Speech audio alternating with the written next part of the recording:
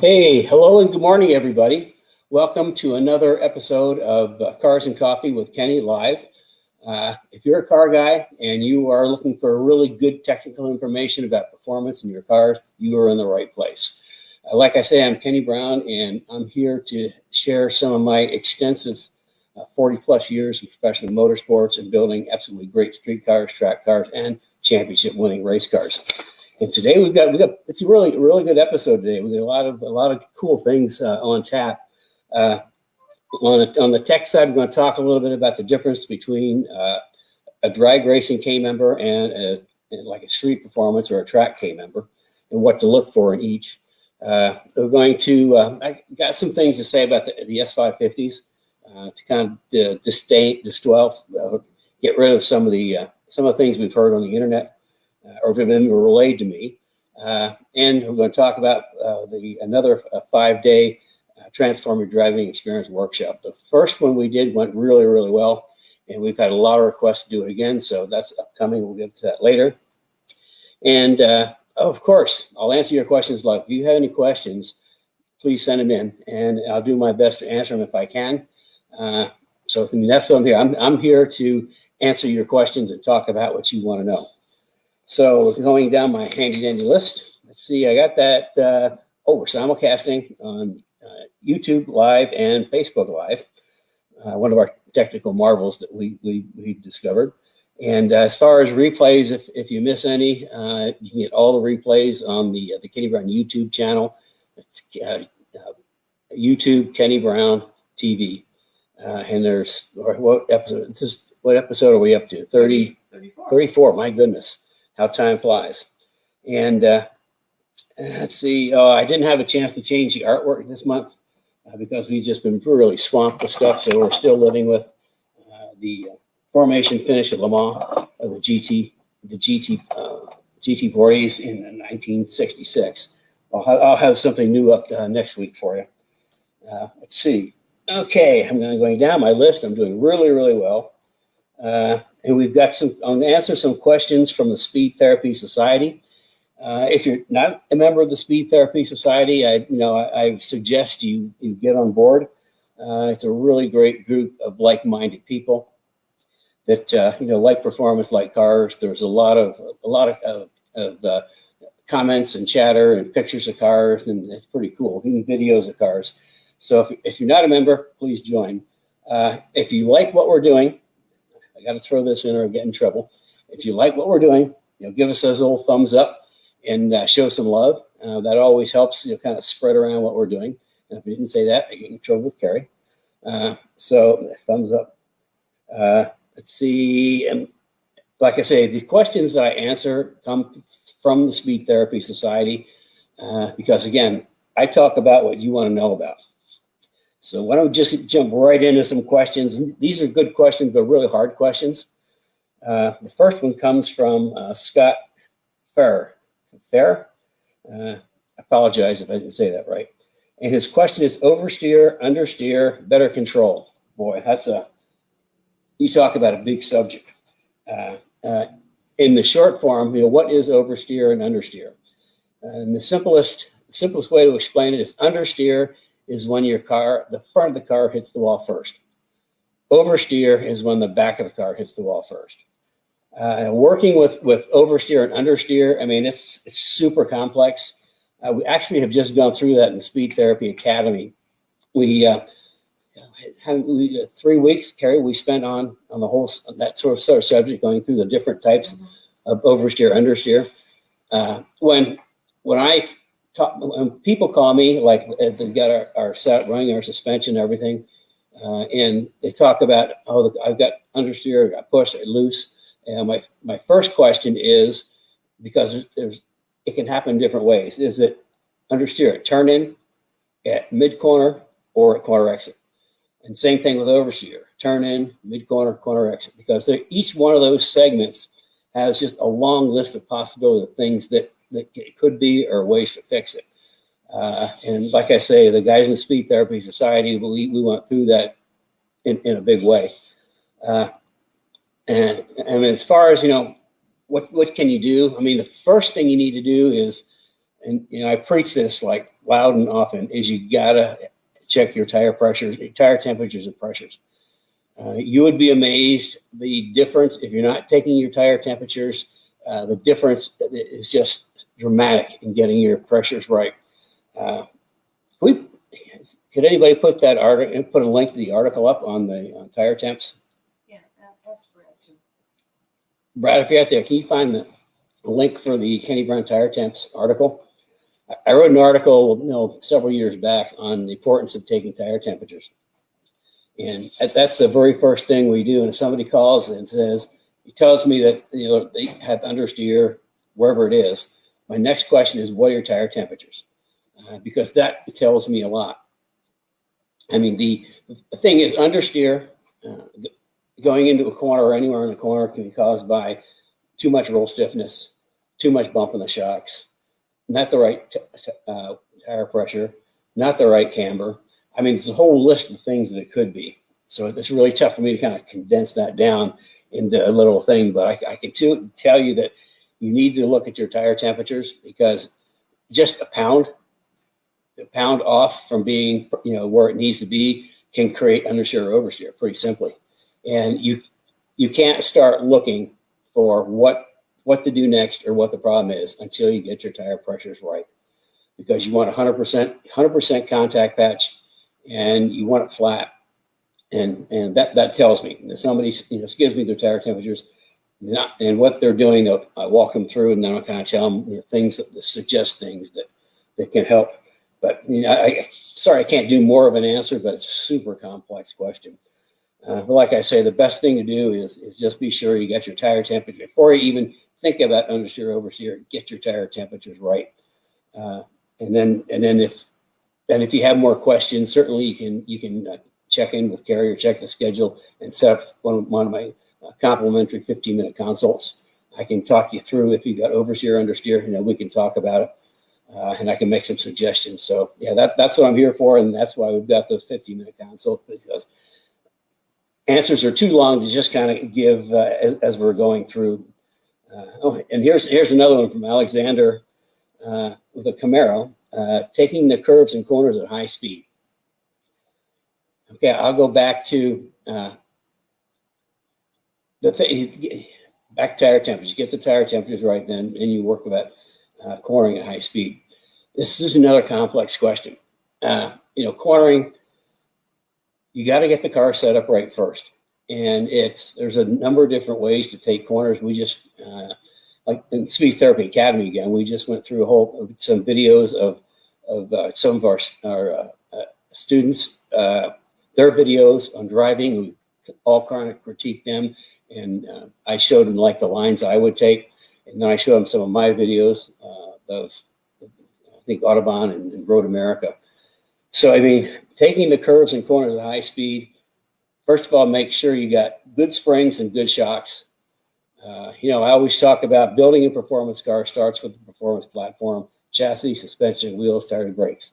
That's the secret to my cars. That's why they all work so well. So for high speed, I mean, you want some spring rate. Most street cars, I'll give you some examples of Mustangs. So that's what I work with the most, like an S197. The spring rate they come with from the factory, I think it's 134, 150, something like that on the front. Our sport touring spring rate is about 350. Our sort of intermediate street track day spring rates are in the street sport touring is 350, street performance is 400, intermediate track on street tires is 500 to 550, and our advanced track guys on like sticky tires is 650. So you've got to get some spring under the car. Most of the aftermarket off-the-shelf springs that you can get, replace the OE, are only in the 200 to 220, 25 pound range, which it's better. It's better than what's stock, but it's still not enough for really good handling. And if you go up on spring rate, you've got to have the shocks to go with it, because the shocks and the springs have to be matched so they work together. If you want to set up 15-minute, we can get you good shocks and springs. I just need to know more about what your application is, what you're doing. And as people that work with me know, that when we do our coilovers, we pretty much do coilovers mostly exclusively. We do have some non-coilover option. We do have a non-coilover option for the Mustangs using Coney Sports and a really high, about 320, 350 pound spring that is kind of like an alternative for coilovers, but that you still can't get your ride height adjustment. So we've got a number of different coilover packages, different spring rates for different applications. And for those that have been with us or got coilovers know that I actually individually pick the spring rates for each individual customer based on the car, the use, just a lot of different things. I will custom pick a spring rate.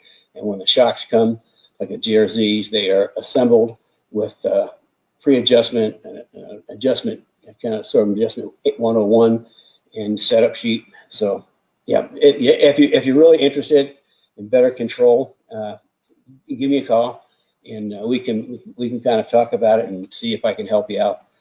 Okay, now here's another one from Josh. Let's see, balancing comfort for street setup, correct adjustments for track days.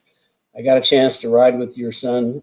That's my late son, Paul. If anybody doesn't know, he hell of a driver. He 2011 World Challenge GTS Championship. He just absolutely dominated. He totally dominated that series, and then unfortunately passed away with cancer the next year. Let's see. Okay, he rode with my son at Hallett. He hardly looked up, watching his hands, feet incredibly smooth. I don't know. And it didn't come through. We don't know what Paul. Well, they want to know if that's teachable. How? Oh, you want to know if that's teachable? Kind of yes. I think Paul came by that really pretty honestly because I've had a lot of comments that my footwork and driving is incredible and smooth. I mean, I look at it like a ballet, and is it teachable? Absolutely. Can you do it like that? No. I mean, it's just takes concentration and practice, understanding how the car's working, what to do with your feet and your hands. Everything has to be really smooth. Anything that jerks, you don't press the gas, press the brake. It unsettles the car.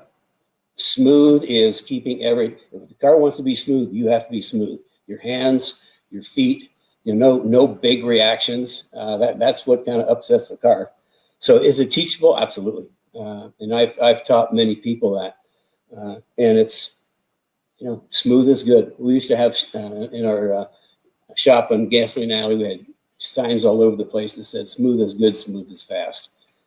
So, yeah, and then the other part is the balancing for street and track. This is cars and coffee, so I'm talking cars and I have my coffee. Okay, I got a couple of tricks for street and track. The first thing you want to do is you want to get your car aligned for the street. And we have in the resources in Speed Therapy Society, there's an alignment sheet. Facebook group, Speed Therapy Society. There is an alignment sheet for SN95, 197, and 550s. You get your street alignment set first. And if you've got adjustable shocks, then you're running reasonably soft for the street. So you get your street set up first. When you go to the track, this is what I do. Let's say, for example, see if I can do this without looking. Okay, now, I don't know if you see it.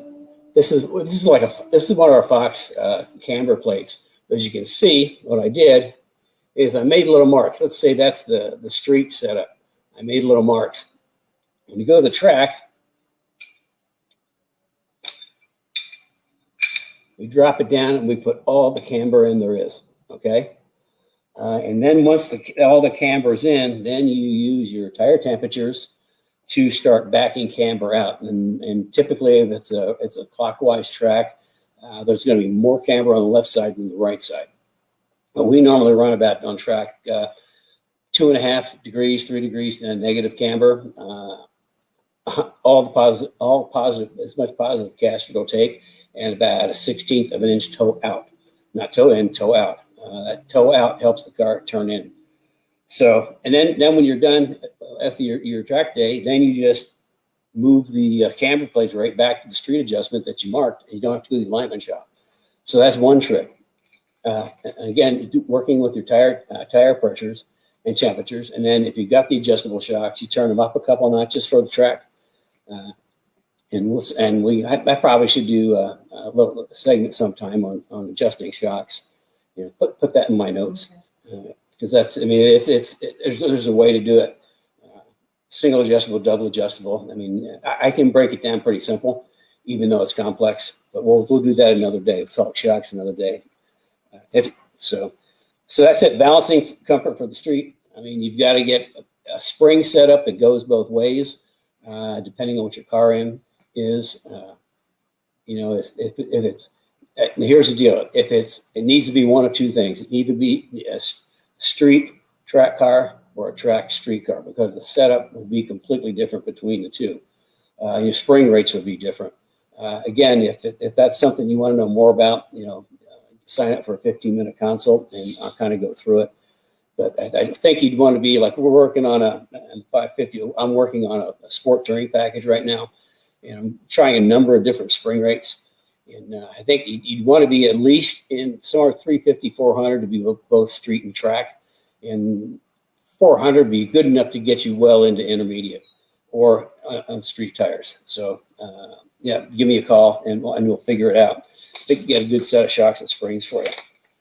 Wow, I'm all the way through page 1 first already. Just flying along. Okay, here we go. I would have forgotten this. It wasn't written down. If you're just joining us, yeah, I'm Kenny Brown. This is Cars and Coffee Live, where I expound my extensive knowledge and experience from 40 years of professional motorsports and building great cars and championship winning race cars. Yeah, I've actually got 7 national championships in racing at the professional level. Let's see, history about Cars and Coffee. Oh, why I started Cars and Coffee is because every time I do like a tech session at a track day, I'd have people come up and say, man, I wish I could just have a teeny bit of your brain and knowledge. So we decided, you know, why not? I mean, I know a lot. Why shouldn't I share it with people? I know that our competitors are probably learning more than they knew before. I lost my place. Here we go. Oh, my toolbox. This little toolbox, man. That thing has been to just about every major racetrack in North America more than once over 40 years, and that's why I keep it. I mean, that's how I learned. You know, I learned with my hands. You know, building cars, you know, that's why I look at things very differently than most people, because I mean, I live my life building cars and racing. Let's see, we got some tech stuff coming up. Oh, here's another one. Give me more thumbs up. More thumbs up and love. For those who have been with us for a while, know all about the little notes that Carrie gives me every day, because I would forget. And if I don't forget, she walks up here with a sign and says, bang. So I'm trying to get everything so I don't get in trouble. Okay, let's get to today's episode. We're going to do a couple things. We're going to look at, I want to show you the difference between like a drag racing K member and a track / street, high performance street K member.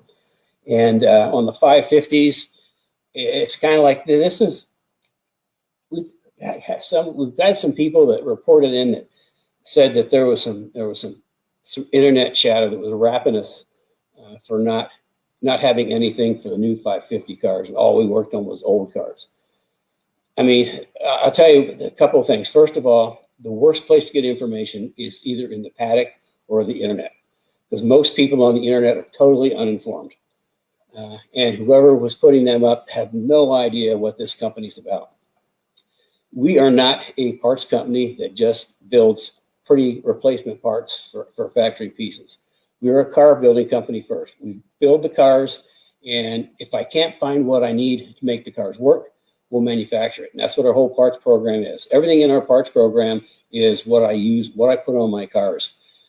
So, I mean, we're not a parts company. We're a car company that has a parts program. So that's a real difference. The other thing, they know nothing about business. I mean, we've got the best S197 suspension on the market, and we're going to keep it that way. I mean, it's dollar for dollar. You're not going to get a better suspension than our GT4 AGS 4.0 suspension.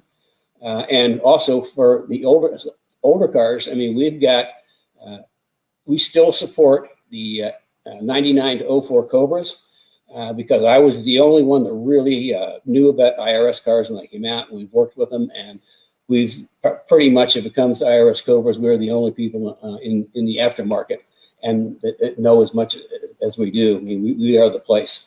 So, I mean, from a business standpoint, those are two good customer groups for us that we continue to support.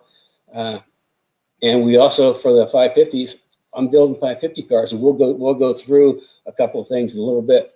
And it's okay. And the details of the upcoming 5-day Transform Your Driving Experience workshop. I don't know the details.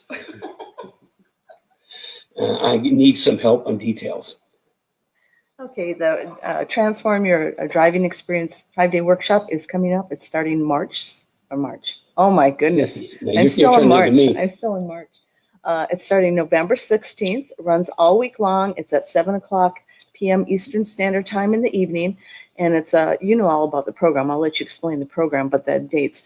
You can sign up on the Speed Therapy Society Facebook group page. There will be links on the Facebook Kenny Brown Performance Facebook page, and there's also a spot on the Kenny Brown website where you can register for the workshop. It's well worth the time. There you go. Yeah, it's 5 days, and I think last time it ended up being 6 days. But you know, I try to go through building a performance car, how I do it, what I've learned over the years.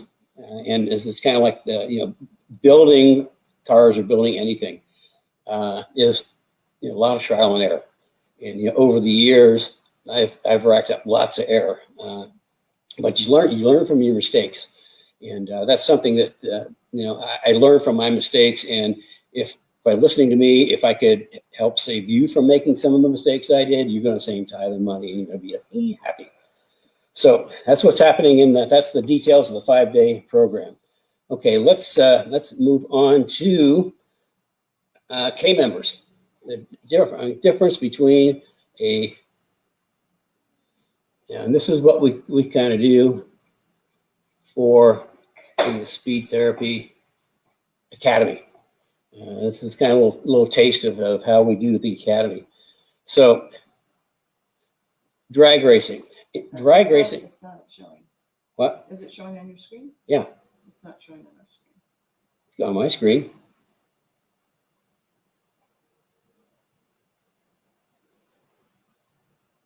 Don't tell me we have another technical glitch. Yeah, I think we're having a technical glitch. Okay, why don't you talk about, did you click on share? No, I bet I didn't click on share. Oh, here we go. Good old technology, and I forgot how to get out of this screen. You click escape. I just clicked escape. Oh, there we go. It's still not up. Do you see it? I don't see the share thing. Oh, here we go. I got it. Okay, okay, we're on board now. I just have to find it.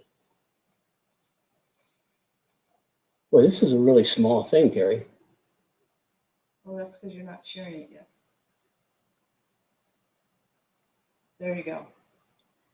There I go. What? It's on the other click.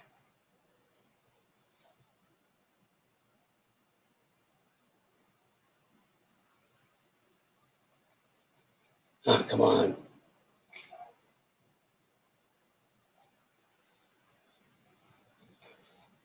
But why isn't this doing it? So why don't you talk about the Academy, and I'll try to figure it out on my end. Okay, I'll talk about the Academy, and she'll try to figure it out on her end. The Academy is was supposed to be a 12-week program. It's actually turning into, we're going to like 13 weeks, and we're going to wrap it up here I think next week we wrap it up, and we've gone through. I take all the different subjects that we talk about normally, and we really take a deeper dive. Suspension, shocks, geometry, wheels, tires, brakes, driving. In fact, last week, the last session, Thursday, was driving. And before that, it was all the different things. We talk about the understeer, oversteer, all the different things that can impact understeer and oversteer. And it's. I think everybody's had a really good time. My screen is bouncing around doing things. What's your screen doing?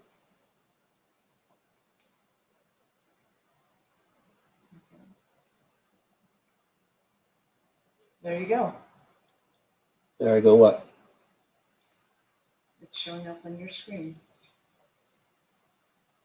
Yeah, but I can't do anything with it. Okay, well, I will go through the process.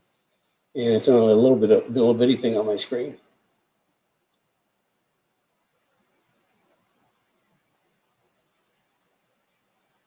Ah, I still can't do anything. You're gonna have to do it for me. Yep, I will. Okay, this is where I had to have double team this. Now it got small again.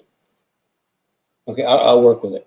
Okay, let's talk about drag race K members and street K members. Slide. Slide. Oh, come on. It's coming. There you go. Okay, ready? Yep. Okay. Drag race K members. Okay, in drag racing, the objective is to be super light, save weight. So drag racing K member is going to be very minimal in structure and weight. And the purpose of that is, like I say, they're always looking to save weight. So, and they're only going, down a straight line down the track. So you really don't need, you don't need the robustness, let's say, of one that goes on the track. And you can see that this is a pretty nice drag racing K member and control arm setup, but it's minimalistic. Next page. And here's another one from a different manufacturer. And again, it's minimalistic. They just have little tabs for the control arms. Touch your button. Okay. Next one. Now this is our SN95. It can also be adapted to a Fox K member. And you can see there's a big difference in the robustness of the K member. We're using 1.5 square tubing, 095 wall, really stout. We've got triangulation for the on the sides and some supports in the middle. Next page. And here's another view of it, and you can see that we don't have just tabs for the control arms. We've got buckets that are reinforced. Okay, next.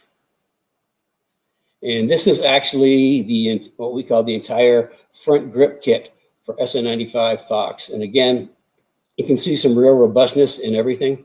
The K member, actually we've updated the K member, and the internal, the bent rods internally for structure are been replaced by a pretty huge gusset, which we think is going to be a lot stronger.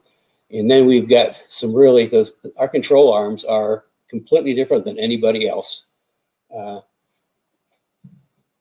Let me show one of these. Okay, this is an SN95 control arm.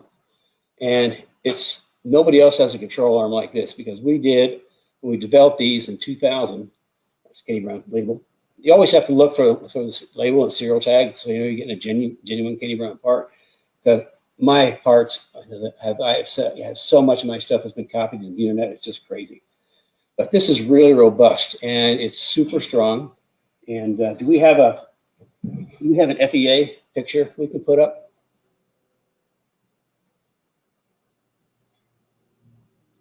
Back to the video. Back to the. Do you see it? Nope. I don't see it.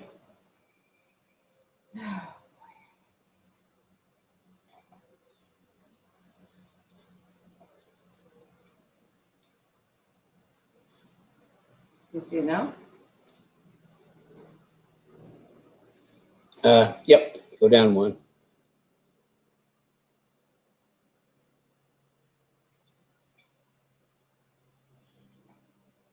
the FEA analysis isn't in there. I think this is called a do-over. Yeah, this is going to be a do-over. Anyway, that's I've got some FEA analysis that I can show you that really shows how strong those control arms are. So let's keep going down though. Anyway, okay, we're getting into S197, and this is kind of I wouldn't call this a track K-member or a full-on drag racing K-member. It's kind of in between. I mean, it's got some sizable tubing, but when you go to our K-member, when we go to our S197 K-member, you can see this is the whole front grip kit. S197. You can see again we have a lot of robustness. We use everything goes straight and triangulated for strength. So I mean that's kind of like the difference between drag racing and track. I engineer my K members first and foremost for strength and durability. And if there's any weight savings, then I just look at that as a bonus. I think the SN95, though, converting to coilover, saves around 40 pounds off the front end. I think the S197 is about the same. So anyway, that's kind of like the difference. I think this is going to have to be a do-over. So now we had that went so smoothly. I think let's see how how smoothly the 550 goes. Now I think I can. Do you think you can get in there? I know you can. I don't know what happened.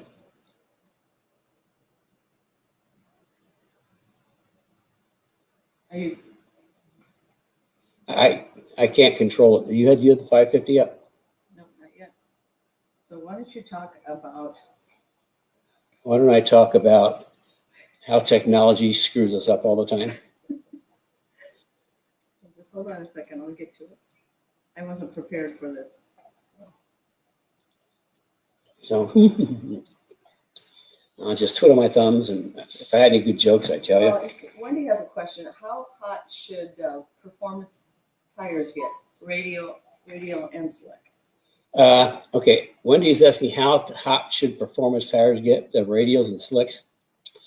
It depends on how hard you're driving. I see typical track temperatures for track people are between, let's say, 145 and 170. And race tires are going to be in the same, a little more. It just depends on the tire manufacturer and the compounds. But anything in the 145 and 170 is kind of like normal for track day cars. Race tires, I think we see in the World Challenge, Pirelli slicks, maybe 170, 180. If you get the pressures right, I mean and the driver doesn't drive crazy. Like I say, the harder you drive, the more the tire temperatures are. And if you're taking tire temperatures, you're going to find out when you first start taking them, you're going to be in this range. And the more you take them, the better, the faster the car gets, your temperature keeps moving uphill. So the whole temperature thing is pretty much driver-based and pressure-based. So there we go.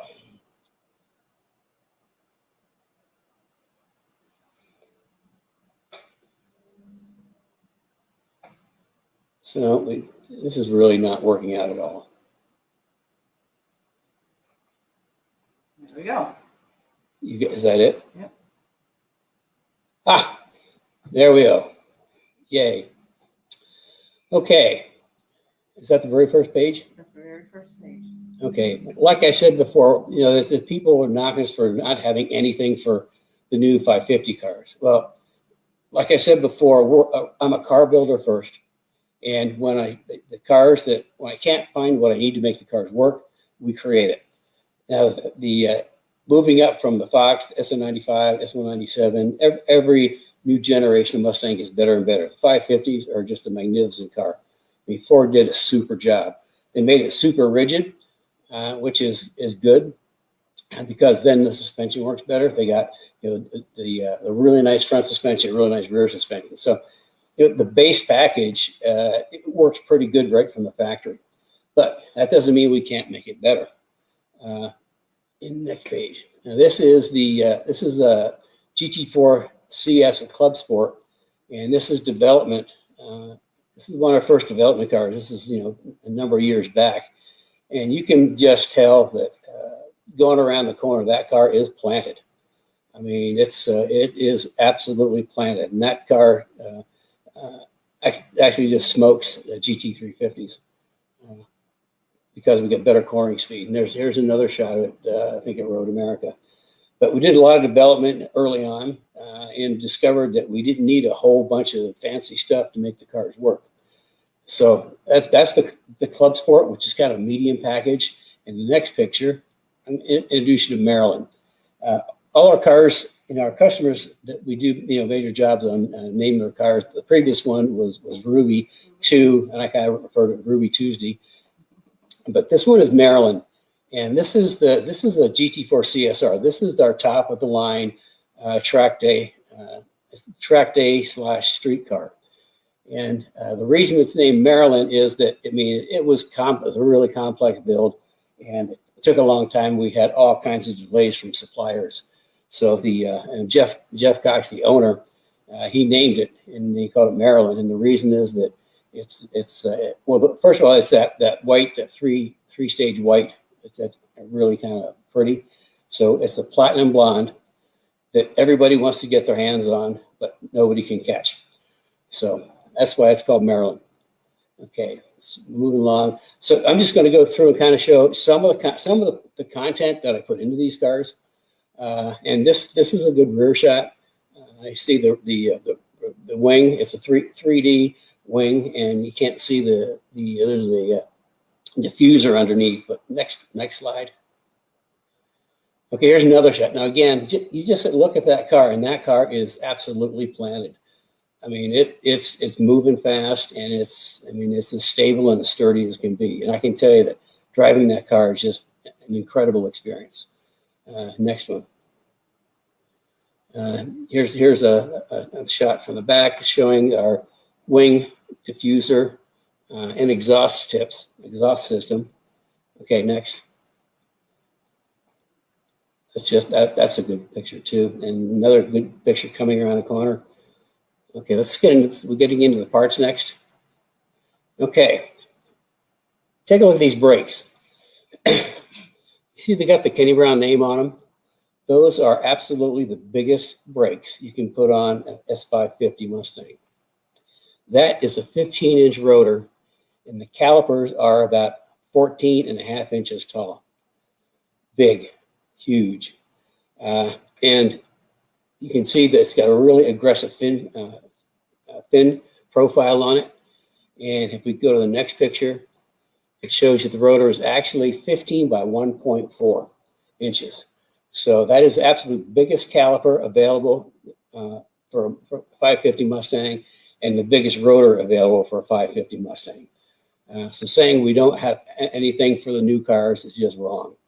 And this is what we also do for the factory. If somebody wants to keep the factory brakes on, like the Brembos, we go to two-piece slotted rotors, which cool better, and they have the slots to help prevent gases and brake dust. And for the back of the car, we have we have a 6-piston 15-inch package for the back. It's the same six-piston calipers we've been using for years and years. Those are the calipers that I ran on Ruby, my track car, except I had the racing versions, which are lightened up and a little bit different. But, you know, really amazing brake package for these cars. Okay, next. Now we've got three levels of actually I think 4 different shock packages for the 550s, and this is our premium shock package. These are the JRZ RS Pros. They're monotube, double adjustable with a remote canister. And when we say remote canister, a lot of people don't understand what that canister is all about. Well, to make it simple, if you've ever seen a double adjustable shock, typically a double adjustable shock will have the rebound adjustment on top and the bump adjustment on the bottom. Well, you know, climbing under, if you're tuning at the track, climbing under the car all the time to just bump is just kind of a pain in the butt. So the canister actually is the bump adjust. The canister adds extra fluid volume, and you adjust your bump on the canister. So having that like tucked under the hood where you can reach it right next to the rebound adjustment or in the trunk just makes it super handy. And this is just an absolutely amazing shock package. Again, I handpicked the springs for this application. And what we use mostly is the JRZ single adjustables, and then we've got another Street Performance coilover package that works really well. So, and then we've got, of course, forged line wheels. We've got a number of different forged line wheels for the 550s. We've been using forged line since that very first came out along at 94. Just amazing wheels, and we'll stick by them forever. We also have a lower price. Oh, you also have a more modest, a reasonably priced wheel package too, for people that if the forged lines are super premium wheels, but the price reflects that. But we also have some more better priced wheels, value. Let's call them value wheels. Okay, now here's something that we have that nobody else has. Jacking rails. I mean, all the jacking rails you see are mostly just tubes that when there's a problem when you put a flat tube on the jacking rails. I mean, the flat tube on the cars there, because what you mount to has a 5-degree angle to it. And we had one customer called, and he's got some jacking rails from somebody, but he says the whole thing is tilted, and he only gets to put the jack on the edge. Well, we solved that problem. This isn't a tube. This is a fabricated jacking rail, and if you look at it at the end, you can see that it's a parallelogram. It's not a rectangle, and the reason for that is the 5-degree angle sits on the car, so it's absolutely a perfectly flat surface all the way down for a jacking rail. So that's something nobody else has. And if we could go to the next slide. Okay, engine. For this particular car, it's pretty cool. Of course, we've got the cold air kit and my really, really good triple pass, triple thick aluminum radiator that cools, has an amazing cooling job. But then we've got the cold air kit, which, as you can see, is pretty snazzy. And then my three triple pass radiator. When I say triple pass, standard radiator is a single pass. The water comes in the top on the right and it goes out on the bottom on the left. In stock car racing, dual pass radiators became really fashionable, where it goes in the top, makes a U-turn, and comes out. But for mostly GM cars, I think that worked the best.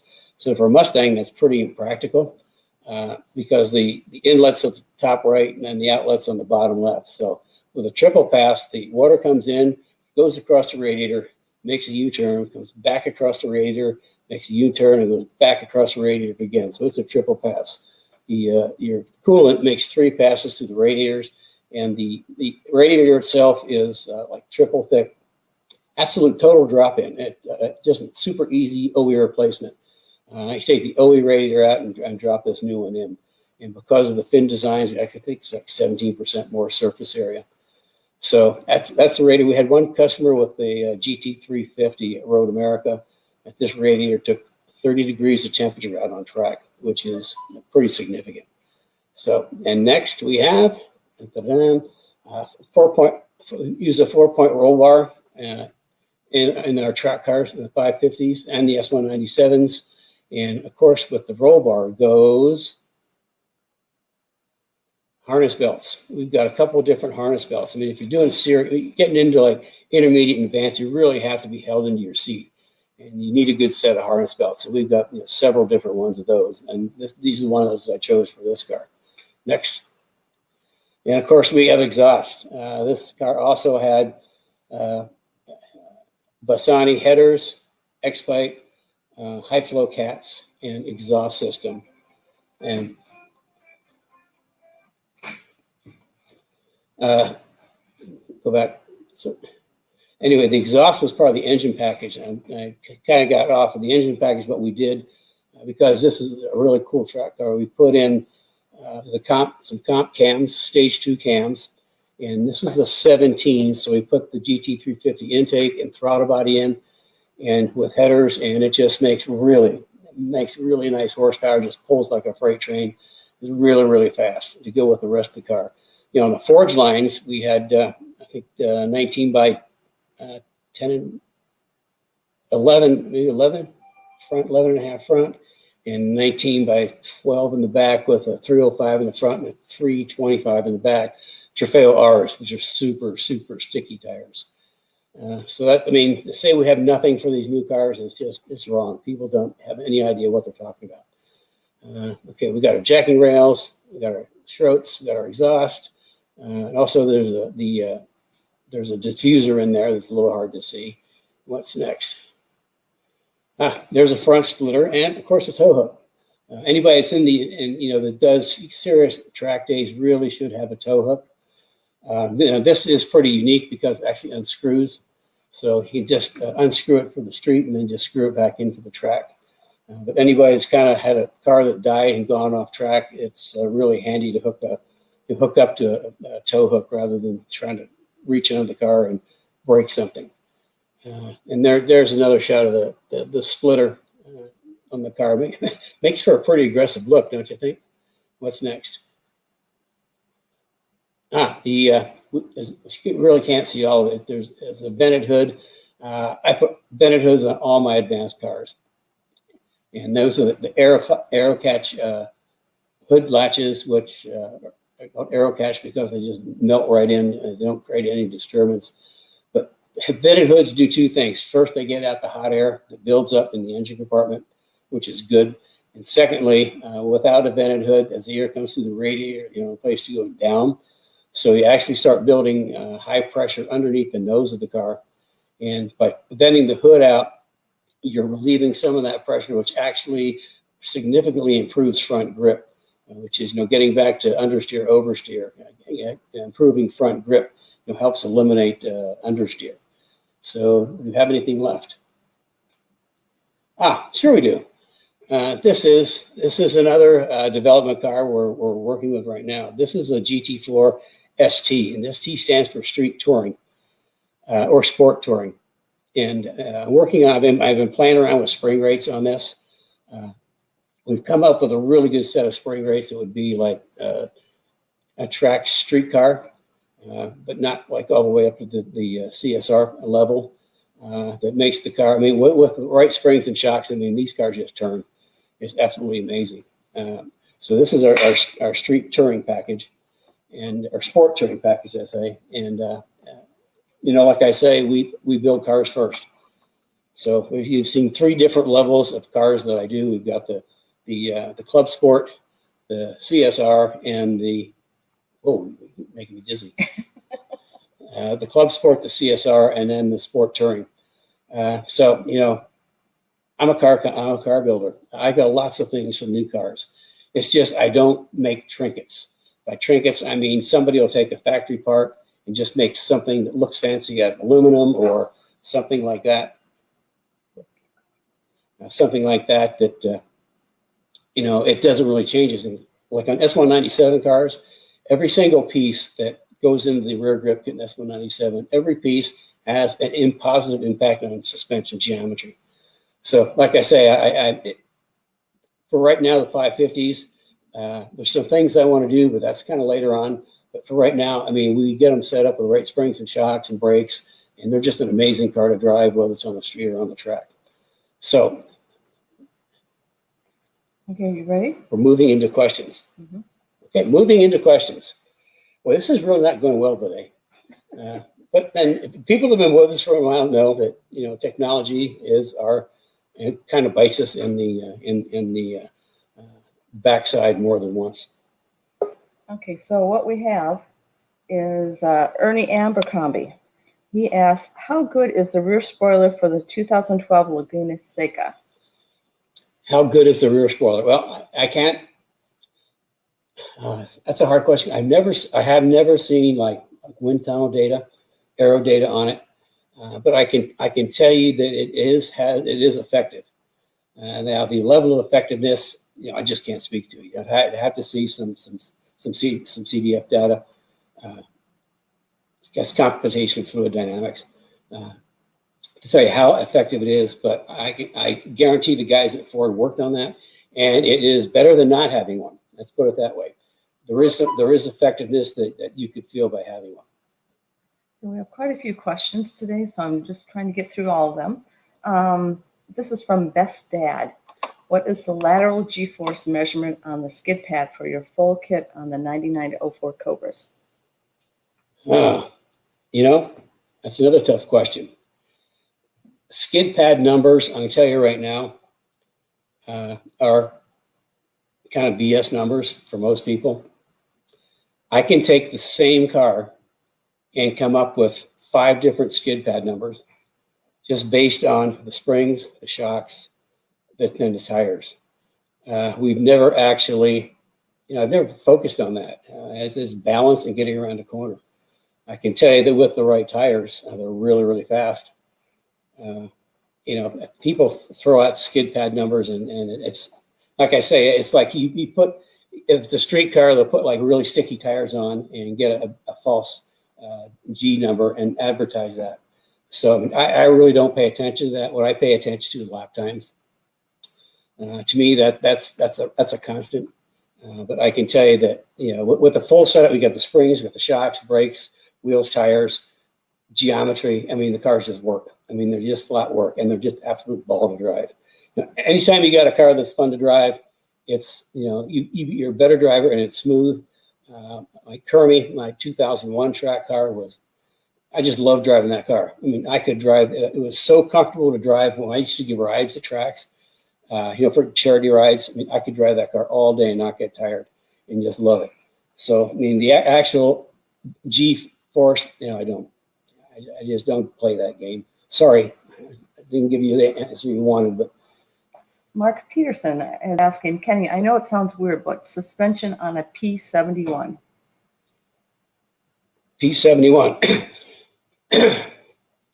P71, that's the Panther? Yeah, okay, Panther platform. Just a brief thing on that. We started doing, high performance Crown Vics. I can't remember, maybe 99. And the way that came about is Car and Driver came to me, and they wanted to build something that looked like a cop car, but was a really hot street car. And we went through a whole development process and came up with, we refer to it, instead of Crown Vic, we call it a Panther because that's a Panther platform that it sits on. And the article was supposed to be a 2-page article in Car and Driver. It turned out to be a 6-page article called The Lounge Lizard. And it had like the front cop bumper and the cop light on the thing. And it had cop seats. It just looked like a cop car, except we upgraded the suspension. We developed our own Brembo brake package. We built our own Brembo brake package for it and supercharged it. So, I mean, that kind of like took off, and we did quite a few of those cars. And then after that, 2003, I can't remember the Marauder, and we just kind of switched over that because that came with a whole different suspension. As far as the older cars, there are systems of suspension. We don't really carry them anymore. However, if you call me, I can kind of give you some direction on things you can do to improve it. But we used to, I love those Panthers. I had two myself. I had 2 Panthers. I had one of the earlier ones that was supercharged, and I had the later one that was like a street performance. It wasn't supercharged, but had all the other stuff on it. Really nice driving. Yeah, really nice driving cars. Okay, Mark Peterson has another question. He's wondering what the difference between our suspension and the BMR is. Okay, yeah, that's a tough question. Let me answer it this way. I build cars. I'm not a parts company. And everything, I focus on it. My background is professional racing. So the cars I build are skewed towards road racing and track. The BMR people the core of their business is drag racing. So, I mean, they do some nice pieces for drag racing. I don't agree with how they do some things. Some of the things they do, I don't agree with for a track day car or a race car. But, I mean, they like I say, they're a drag race company. And what they are, they do nice things. I'm kind of a road race track day guy, so all my bits are, I got geometry first. Nobody else in the aftermarket has the geometry in the suspension that we've got in the S197. Period. Absolutely. Period. And the guys in Speed Therapy Academy, actually, they got to know all my secrets on how I do the geometry. But that's in Speed Therapy Academy. Every week we have a presentation. That is available for them for later to view in the resource part. But the geometry one is the only one that is not available because they learn a lot of secrets, and secrets that I don't think any of our competitors really need to know because it's taken me a lot of years to develop it. The geometry in the S197 is AGS 4.0. That stands for Advanced Geometry Suspension Systems, 4th generation. Generation 1 was 1987 Celine R endurance cars that we won the SCCA Pro Endurance Championship. I won 4 championships, pro championships with those cars. And that's where I started my geometry with help from a good friend of mine at Ford. And that was generation 1. We moved to generation 2. Generation 3, Gen 3, AGS 3.0 was the SN95 live axle cars. And then generation 3.5 is the SN95 IRS cars. In every case, it's the geometry from what we started with the Celine cars. Every generation gets better and better on geometry. AGS 4.0 is the S197. And that was just a magical car for me because Ford did everything I needed. They gave me a 3-link suspension back of the panel bar. They gave me a front suspension with parallel control arms. And from there, man, I just went wild in geometry. And like I say, I've developed all this geometry stuff over years. I've got my geometry program goes back. I've had it since the early 90s. And before that, we used to do geometry. I just had to figure it out. So I got geometry. Other people have parts. So that's the best way to describe it. You want to go drag racing, you've got some good options. If you want the best track day race suspension, I think we've got it. So next. Okay, Brian West said about your Kenny Brown GT4 CSR Godzilla. So I thought that was a cute comment. Okay. I gotta tell you, that car blew me away. I mean, it just turned out so good. And then let's see, Wendy has a question. I think she's referring to the rear shock tower brace. What about the rear brace between the 2 rear control arms? I don't know what she's asking about. If it's the rear shock tower brace, we've got a rear shock tower brace for the SN95s. For the 197s, it's on the list, on the development list. We built some a while back. What we're finding is the difference in the shock towers in S197s varies a lot. So we're having to change the design of the rear shock tower brace for the 197s, which it's on the list. But right now we've got a really big project of a new product that actually is patent pending. And you'll be finding out about that in the weeks to come. The Speed Therapy Academy guys know. In fact, a lot of them already signed up for it. It's a new rear suspension that is absolutely world-changing. Okay, and I think this, Wendy corrected this, so I'm not sure. She said,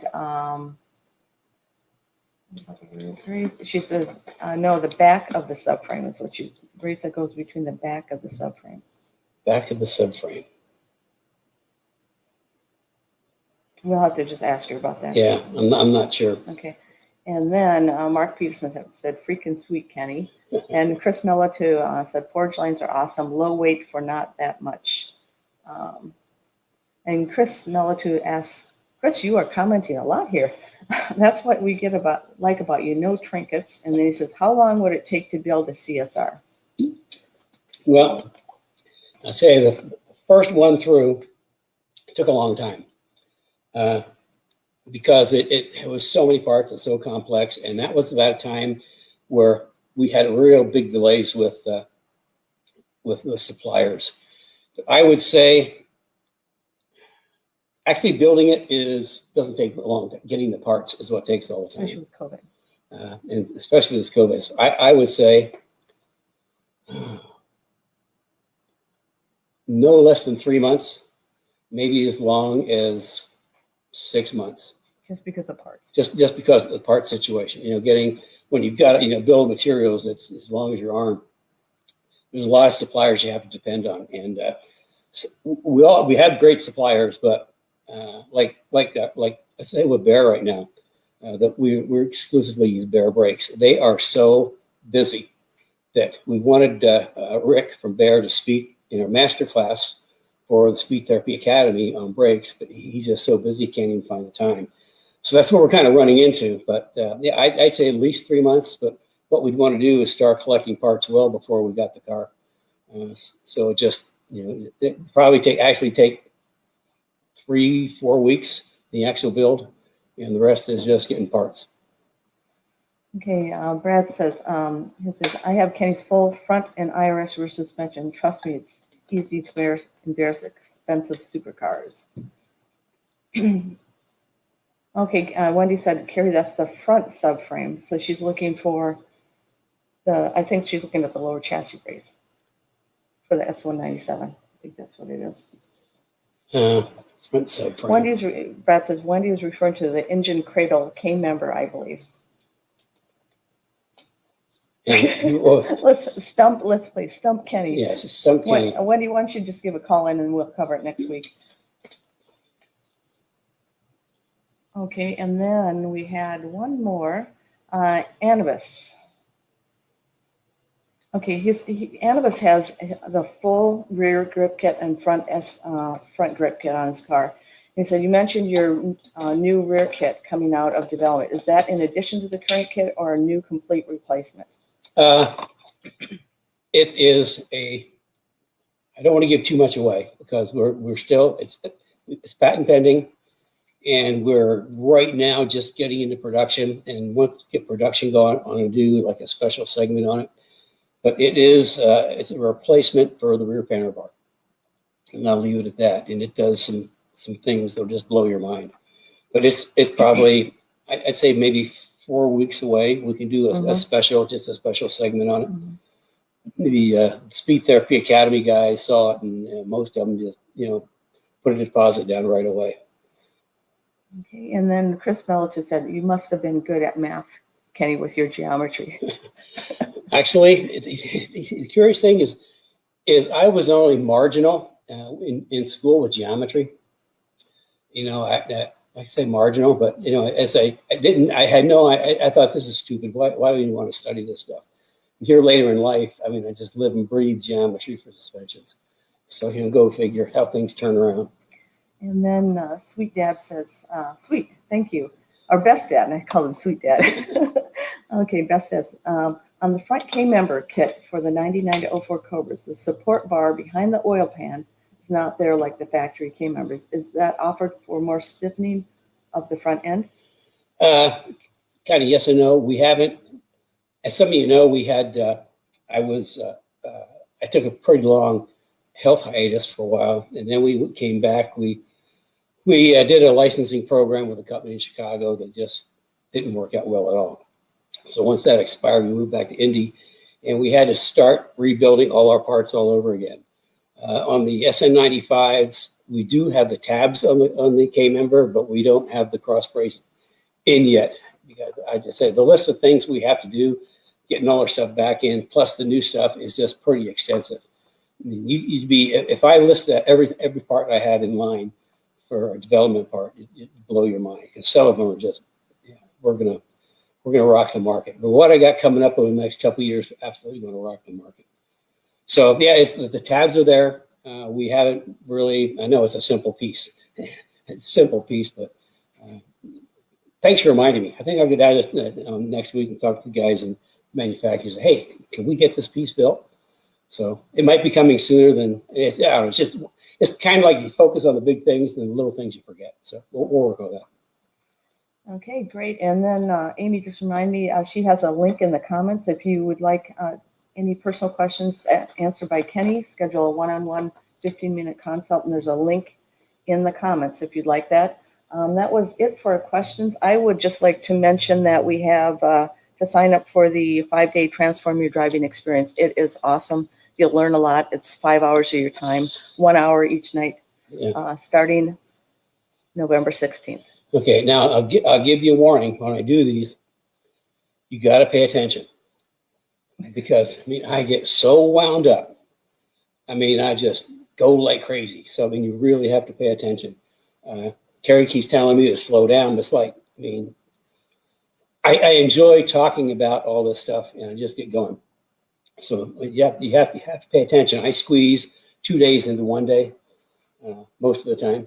But yeah, I try to do the best I can to give you really good, solid information based on my experience. Okay, so I think Brian West had a question. I'm not sure what it's referencing, but you may know. It says, are the tabs drilled? Yes.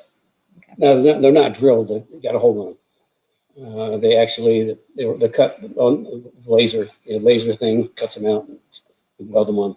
Brian's going to be a graduate from the Speed Therapy Academy next week. Brian's going to graduate from the Speed Therapy Society Academy next week. So, yep.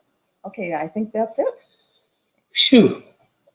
Well, I apologize for all the technical snafus, but it's something we run into. We're trying to deliver great information. So we may have to do a redo on some of this. We had to figure out how to make this go smoother. When we do this on the Speed Therapy Academy, it's all Zoom. You know, I've got that figured out. I do really well with the Academy and the Zoom because we do Zoom, so everybody's there and everybody can talk. It's just like classroom online. So, that's pretty good. So, with that, I think let's wrap up for today, and we will see you next week. I'm not sure what I'm talking about. Send questions in, and I'll build a program based around your questions. Because I talk about what you want to learn about. So with that, I don't know where you are, but today in Indianapolis, it's an absolutely gorgeous day. Sun shining, blue skies, mild temperatures. So we're going to go out and enjoy the day. If you have that kind of day where you are, get in your car and drive. You know, you're not going to have many more days left if you're in the north part of the country. So with that, we will see you next week.